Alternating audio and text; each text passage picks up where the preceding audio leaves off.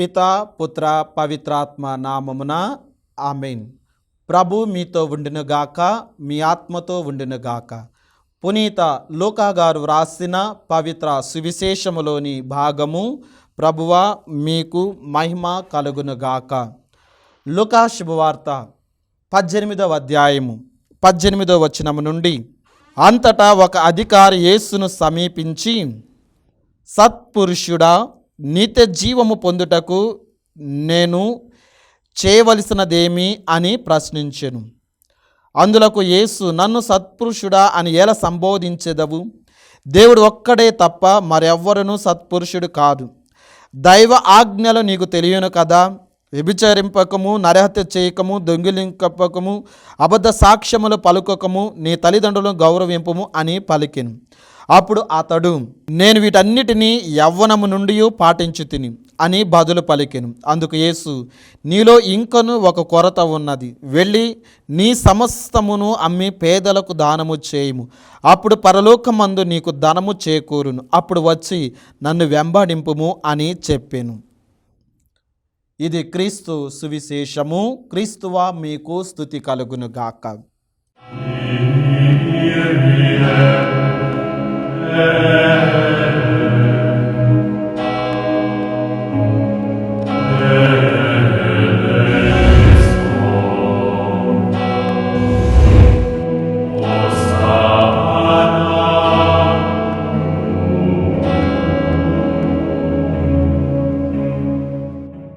క్రీస్తునాథుని యందు ప్రియ సహోదరి సహోదరులారా, దివ్యవాణి ప్రేక్షకులారా, క్రీస్తు సందేశమును ఆలకిస్తూ ఉన్నటువంటి విశ్వాసులారా, మీ అందరికీ ప్రభు అయిన యేసు క్రీస్తు అతి పరిశుద్ధ దివ్య నామములో శుభోదయములు తెలియజేస్తూ ఉన్నాం. ప్రియ సహోదరి సహోదరులారా, ఈరోజు మనం ధ్యానించే అంశము, దేవుని చేత రక్షించబడాలి అంటే మనం ఏం చేయాలి? దేవునిచే రక్షించబడాలి అంటే మనం చేయాల్సినటువంటి కార్యాలు ఏమిటి? ప్రియ సహోదరి సహోదరులారా, మనందరము క్రైస్తవులుగా, కథోలికులుగా ఎన్నో ప్రార్థనలలో, ఎన్నో ఉపవాసాలలో, ఎన్నో దాన ధర్మ క్రియలతో, ఎంతో భక్తి విశ్వాసాలతో ఈ యొక్క క్రైస్తవ జీవితాన్ని జీవిస్తూ ఉన్నాం. ఇంత విశ్వాస జీవితము జీవిస్తూ ఉన్నది, ప్రార్థనా జీవితము జీవిస్తూ ఉన్నది, ఉపవాసాలు చేస్తూ ఉన్నది, కూటాలలో పాల్గొంటూ ఉన్నది, తీర్థయాత్రలకు పుణ్యక్షేత్రాలను వెళ్ళి దర్శించి ప్రార్థన చేయటం, ఎన్నో మొక్కుబడులు చెల్లించుకోవటం, ఎన్నో ఆత్మీయకరమైనటువంటి కార్యాలను చేయటం ఎందుకు అంటే ఒకే ఒక కారణం, దేవుని చేత రక్షించబడాలి అని. మనం ఈ తపోక్రియలు చేయటం ద్వారా లేదా ఈ యొక్క ఆత్మీయ కార్యాలు చేయటం ద్వారా దేవుడు మనకు ఆ పరలోకములో ఒక స్థానాన్ని, అందుకే ఈ లోకములో ఉన్నప్పుడు మనము దేవుని చేత రక్షించబడాలి అంటే చేయాల్సినటువంటి కార్యాలు చాలా ఉంటూ ఉన్నాయి. ప్రియ సహోదరి సహోదరులారా, అందుకే మానవులను, నరులను రక్షించటానికి దేవాతి దేవుడు ఆ పరలోకమును తన ఏకైక కుమారుడిని, ఆ దైవ కుమారుడు ఆ పరలోకమును వీడి ఈ భూలోకములో నరమాతృడిగా జన్మిస్తూ ఉన్నాడు. మనలను రక్షించటానికి, మనలను తన రక్షణ భాగ్యముతో వసకటానికి ఆయన పరలోకమును వీడి ఈ భూలోకములో నరుడుగా అవతరిస్తూ ఉన్నాడు. ప్రియ విశ్వాసులారా, అయితే మానవుడిగా అవతరించినటువంటి ఆ లోకరక్షకుడు మనందరినీ కూడా రక్షించటానికి తన రక్తమును చిందిస్తూ ఉన్నాడు. ఆ శిలువ బలి ద్వారా, ఆ శిలువ యాగము ద్వారా మనందరినీ కూడా రక్షణ ఇస్తూ ఉన్నాడు. ప్రియ సహోదరి సహోదరులారా, మన క్రైస్తవ జీవితంలో లేదా మనందరికీ కూడా ఎన్నో కోరికలు ఉండవచ్చు, తప్పులేదు. అనేకమైన కోరికలు ఉండవచ్చు. వాక్యాన్ని ఆలకిస్తున్నటువంటి మనందరికీ కూడా దేవుడు నాకు మంచి ఆరోగ్యాన్ని ఇవ్వాలి, తప్పులేదు, కోరుకోవటం మంచిదే. దేవుడు నాకు శాంతి సమాధానాలు ఇవ్వాలి, కోరుకోవటం మంచిదే, కోరికలు మంచిదే. దేవుడు నాకు కావలసినటువంటి ఆత్మీయ మేలులను దయచేయాలి, కోరుకోవటం మంచిదే. నా సమస్యలన్నీ తొలగిపోవాలి, కోరుకోవటం మంచిదే. కానీ ప్రియ విశ్వాసులారా, ఇవన్నీ మన కోరికలు. దేవునికి కూడా ఒక కోరిక ఉంటూ ఉన్నది. ఏమిటా కోరిక? పౌలు గారు తిమోతికి రాసిన మొదటి లేఖ 2వ అధ్యాయము 4వ వచనములో మానవులందరూ రక్షించబడాలి, సత్యాన్ని తెలుసుకోవాలి, ఇదే దేవుని అభిలాష. దేవుని కోరిక చూడండి ప్రియ విశ్వాసులారా, మానవులందరూ రక్షించబడాలి అని, సత్యాన్ని తెలుసుకోవాలి అని. ఆ క్రీస్తు ప్రభు అంటూ ఉన్నాడు, నేనే సత్యమును జీవను మార్గమును, నన్ను అనుసరించువాడు అంధకారములో కాక నిత్య జీవపు వెలుగులో ప్రవేశిస్తారు, నడుస్తారు. అనగా నన్ను అనుసరించేవారు ఆ రక్షణను పొందుతారు. దేవుని కోరిక చూడండి ప్రియ విశ్వాసుల, మానవులందరూ కూడా రక్షించబడాలి. నీవు నేను రక్షించబడాలి. ప్రభువుని విశ్వసించినటువంటి మనందరం రక్షించబడాలి. పితాపుత్ర పవిత్రాత్మ నామములో జ్ఞానస్థానమును పొందుకున్నటువంటి మనందరం రక్షించబడాలి. ఆ జ్ఞానస్థానం ద్వారా దేవునికి బిడ్డలుగా మారినటువంటి మనందరం రక్షించబడాలి. తల్లి స్త్రీ సభలో సభ్యులుగా ఉన్నటువంటి మనందరం రక్షించబడాలి. వాక్యాన్ని వింటున్నటువంటి మనందరం కూడా రక్షించబడాలి. అదే దేవుని కోరిక ప్రియ విశ్వాసులారా. దేవుని చేత రక్షించబడాలి అంటే మనం ఏం చెయ్యాలి? ఈ రోజున ప్రియ సహోదరి సహోదరులారా, దేవుని చేత రక్షించబడటానికి అనేకమైనటువంటి విషయాలు ఉంటూ ఉన్నాయి. అందులో ముఖ్యమైనవి మూడే విషయాలను మనం ధ్యానం చేద్దాము ప్రియ విశ్వాసులారా. ఈ 3 విషయాలు కూడా 3 మూల స్తంభాలు లాంటివి. ప్రియ సహోదరి సహోదరులారా, మనందరికీ కూడా కోరిక ఉన్నట్లుగానే దేవునికి కూడా కోరిక ఉంటూ ఉన్నది. అదే పౌలు గారు తిమోతికి రాసిన మొదటి లేఖ 2వ అధ్యాయము 4, మానవులందరూ రక్షించబడాలి, సత్యాన్ని తెలుసుకోవాలి, అదే దేవుని కోరిక. చూడండి ఎంత గొప్ప. మనవలే కోరికలు లేవు దేవునికి. దేవుని కోరికల్లా ఏమిటి? మానవులందరూ రక్షించబడాలి అని. అందుకే నవరూపధారుడిగా ఈ లోకానికి లోకరక్షకుడు అవతరిస్తూ ఉన్నాడు. ప్రియ సహోదరి సహోదరులారా, మరి ఆ రక్షణ పొందటానికి లేదా రక్షించబడటానికి మనం చేయవలసినది కార్యాలు అనేకముంటూ ఉన్నాయి. వాటిలో అతి ప్రధానమైనవి 3 ప్రియులారా. ఈ 3 కూడా మనకు మూల స్తంభాలు లాంటివి మన ఆత్మీయ జీవితానికి. కాబట్టి దేవుని చేత రక్షించబడాలి అంటే మనం చేయవలసినటువంటి కార్యాలలో 3 ప్రధానమైనవి ఈరోజు మనం ధ్యానం చేస్తూ ఉన్నాం. అందులో మొట్టమొదటిది ప్రియ సహోదరి సహోదరులారా, యేసు నామములో మనం జీవించటం. ఏ కార్యము చేసినా అది యేసు నామములో చేయటం, ఏ ప్రార్థన చేసినా అది యేసు ప్రభు నామములో చేయటం. ప్రియ విశ్వాసులారా, మనం సమూయేలు మొదటి గ్రంథము 17వ అధ్యాయము 45వ వచనములో చదువుతూ ఉన్నాం. దావీదు, నీవు కత్తి ఈటె బాకు గైకొని నా మీదికి వచ్చితివి, కానీ నేను సైన్యములకు అధిపతి అయిన యావే పేర నేడు నీవు నిందించిన ఇజ్రాయేలు సైన్యముల దేవుని పేర నీ మీదకి వచ్చి తిని. ఇక్కడ దావీదు మహారాజు గొలియాతు మీదకి ఎవరి నామములో వెళ్ళాడు? యావే నామములో వెళుతూ ఉన్నాడు. గొలియాతు ఆయుధాలతో వచ్చాడు. ఏం ఆయుధాలు? కత్తి ఈటె బాకు గైకొని నా మీదకు వచ్చావు. కానీ దావీదేమంటూ ఉన్నాడు, నేను కూడా ఒక ఆయుధంతో వచ్చాను. ఆ ఆయుధము ఈ యొక్క ఆయుధాల కంటే కూడా శక్తివంతమైనవి. ఏమిటా ఆయుధము? ఒకే ఒకటి, దేవుని నామం. నేను దేవుని నామములో వస్తూ ఉన్నాను. ప్రియ సహోదరి సహోదరులారా, ఆయన నామములో ఆ గొలియాతు మీద యుద్ధము చేసినప్పుడు గొలియాతు హతమార్చబడుతూ ఉన్నాడు. ప్రియ సహోదరి సహోదరులారా, గొలియాతు ఓడిపోతూ ఉన్నాడు, దావీదు మహారాజు గెలుస్తూ ఉన్నాడు. ఆయన ఆయుధము దేవుని నామము. ప్రియ సహోదరి సహోదరులారా, ఆ చేతులలో గులకరాళ్ళు ఉంచుకొని ఆ యొక్క గులకరాలతో ఆ ఒడిసెతో ఆ గొలియాతును హతమారుస్తూ ఉన్నాడు. మన ఆయుధము దేవుని నామము. మనం రక్షించబడాలి అంటే ఆ దేవుని నామములో విశ్వసించిన వారు రక్షించబడతారు ప్రియ సహోదరి సహోదరులారా. అందుకే వాక్యాన్ని మనం ఆలకిస్తూ ఉన్నాం ప్రియ సహోదరి సహోదరులారా. తన ప్రజలను పాపము నుండి రక్షించటానికి తన రక్తము ద్వారా మనను కాపాడుతూ ఉన్నాడు. రక్తాన్ని చిందించి కాపాడుతూ ఉన్నాడు. ఆయన నామములో రక్షణ దాగి ఉంది ప్రియ సహోదరి సహోదరులారా.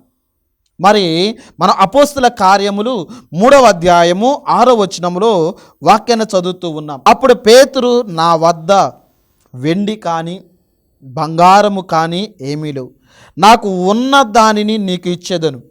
ఏమిటి ఆయనకు ఉన్నది? నజరేయుడైన యేసుక్రీస్తు పేరిట నీవు నడువుము. ఆ కుంటివానికి ప్రియ విశ్వాసులారు, కుంటివానికి యేసయ్య నామములో ఆ కుంటివానికి స్వస్థత దయచేస్తూ ఉన్నాడు పేతురు గారు. పేతురు గారి దగ్గర వెండి కానీ బంగారము కానీ ఏమీ లేదంట. ఆయన పరిచర్యలో, ఇదిగో ఆయన పరిచర్యలో ఉన్నది యేసయ్య నామము. అందుకే క్రీస్తు ప్రభు కూడా శిష్యులను పరిచర్యకు పంపే ముందు ఇద్దరిద్దరు చొప్పున గ్రామాలకి పంపించే ముందు మీతో పాటు బంగారమును కానీ వెండిని కానీ జోలెను కానీ ఏది తీసుకువెళ్ళకండి, నా నామములో మీరు వెళుతూ ఉన్నారు. ఎవరైతే మిమ్మలను నా పేరట స్వీకరిస్తారో వారు దీవించబడతారు. ఎవరైతే మిమ్మలను తృణీకరిస్తారో వారు మిమ్మల్ని కాదు నన్ను తృణీకరిస్తూ ఉన్నారు. కాబట్టి మీరు బాధపడకండి, మీ యొక్క ఖాళీ దుమ్మును ఆ కుటుంబములో వదిలివేసి మీరు రండి. ప్రియ సహోదరి సహోదరులారా, చూడండి, ఆ యేసయ్య నామములో స్వస్థత ఉన్నది. ఆ యేసయ్య నామములో స్వస్థత ఉన్నది ప్రియులారా. యేసయ్య అంటే అర్థం ఏమిటి? యేసయ్య అంటే అర్థము రక్షకుడు అని, రక్షకుడు అని ప్రియ విశ్వాసులారా. మరి దేవుని చేత రక్షించబడాలి అంటే ఆయన నామములో నీవు విశ్వసించాలి, ఆయన నామములో నీవు నలగబడాలి ప్రియ విశ్వాసులారా. ఆయన నామమును నువ్వు గౌరవించాలి.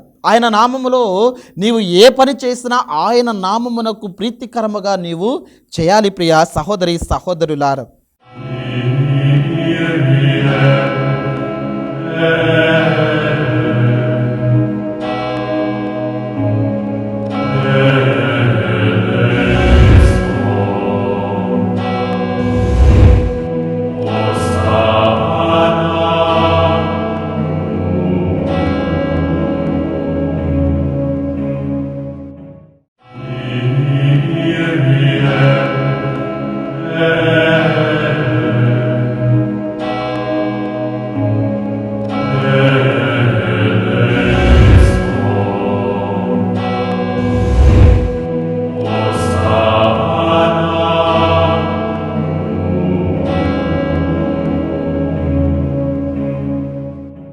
ప్రభు అయిన యేసుక్రీస్తు పేరిట నీవు నడువు అని ఆ కుంటివానికి స్వస్థతనిస్తూ ఉన్నాడు.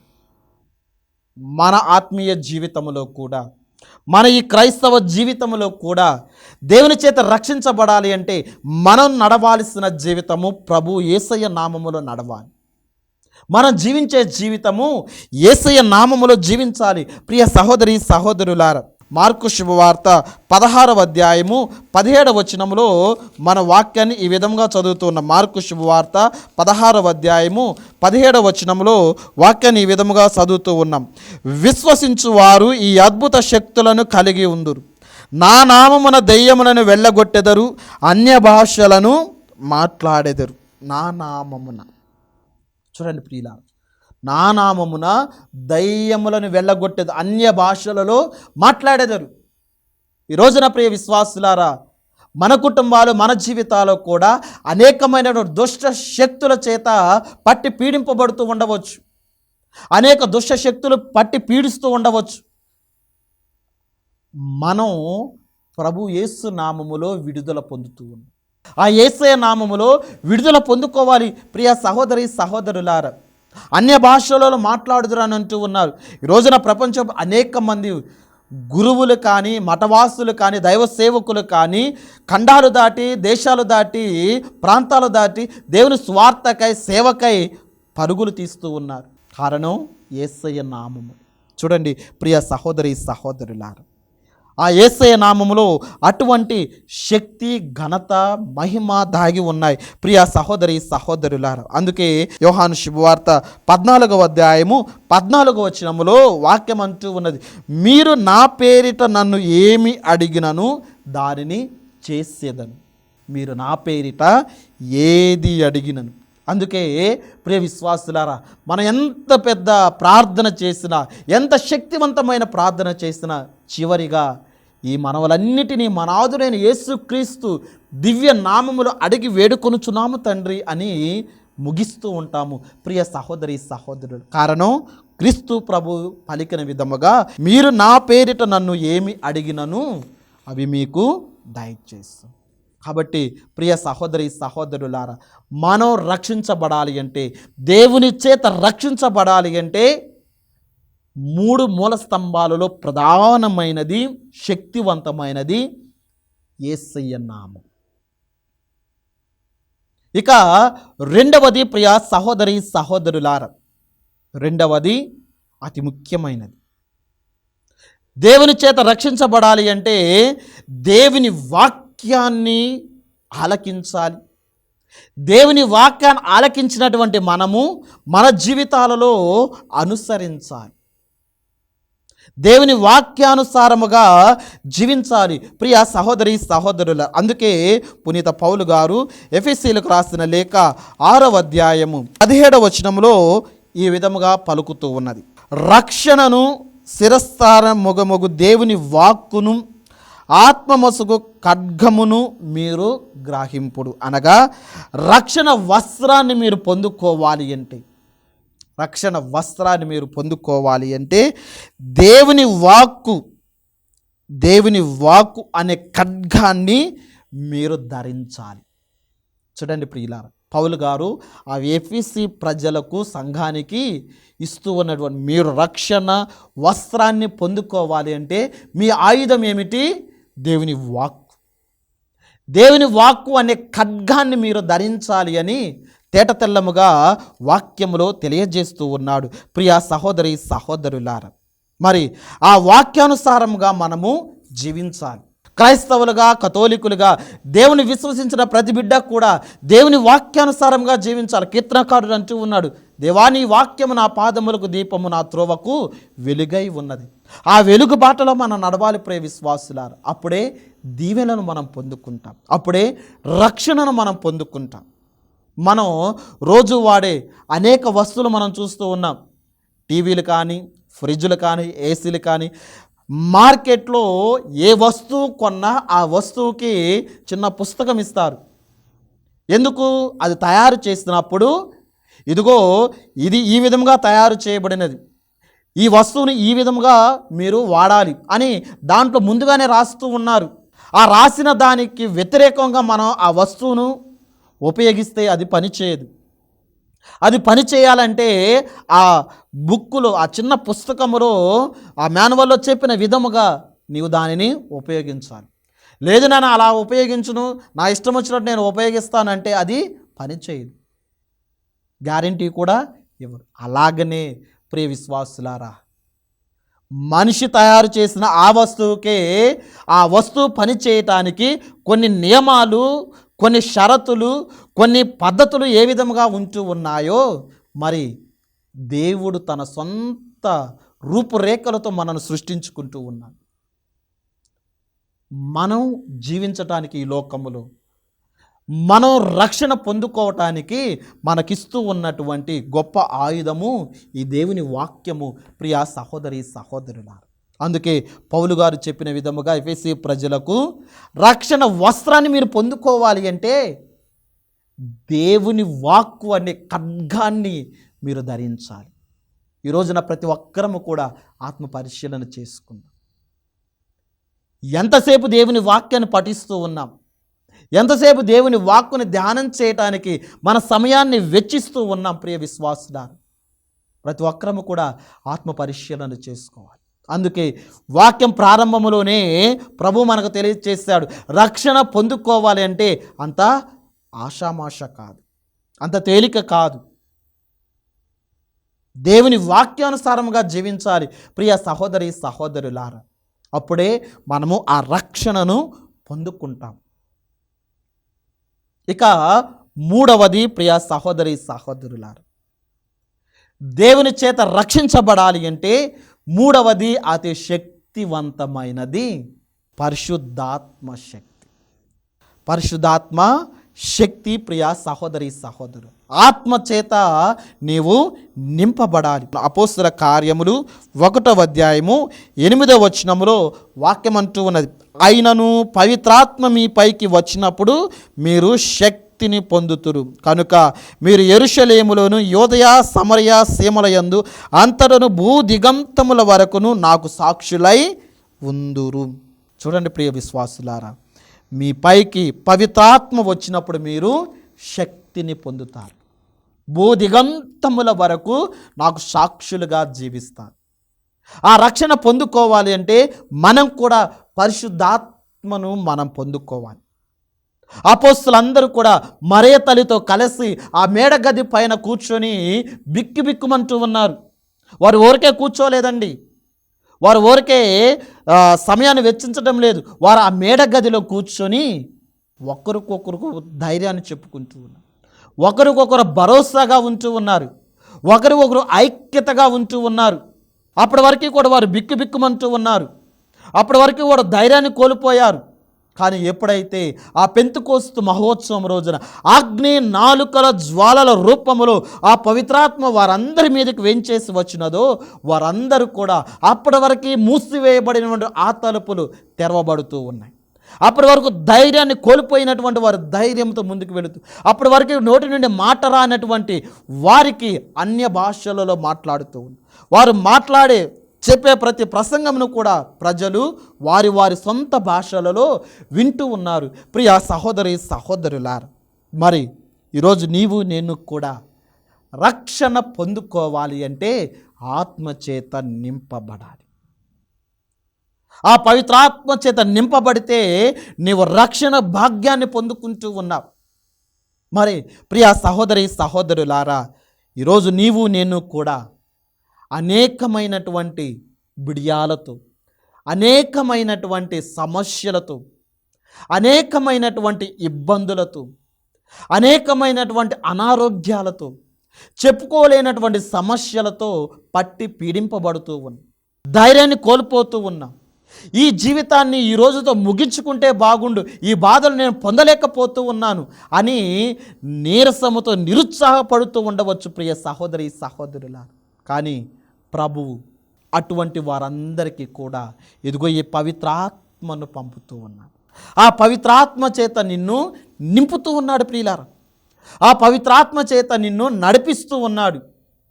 మరి నీవు నేను కూడా ఆ ప్రభు చేత రక్షించబడాలి అంటే, ప్రభు వసగే ఆ రక్షణ భాగ్యాన్ని పొందుకోవాలి అంటే మనందరి జీవితములు కూడా పవిత్రాత్మచే నింపబడాలి. ఆ పవిత్రాత్మ చేత నింపబడాలి అంటే ప్రారంభములో పలికిన విధముగా, ఆలకించిన విధముగా ప్రభువు నామములో నీవు జీవించాలి, ప్రభువు నామమును విశ్వసించాలి, ప్రభువు నామమును ఘనపరచాలి.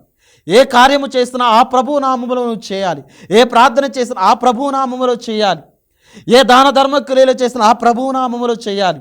నీ సొంత స్వలాభాలకు కోసం కాదు, నీ సొంత ప్రయోజనార్థము కాదు, నీ సొంత పేరు ప్రతిష్టల కోసము కాదు, యేసయ్య నామము ఘనపరచబడాలి.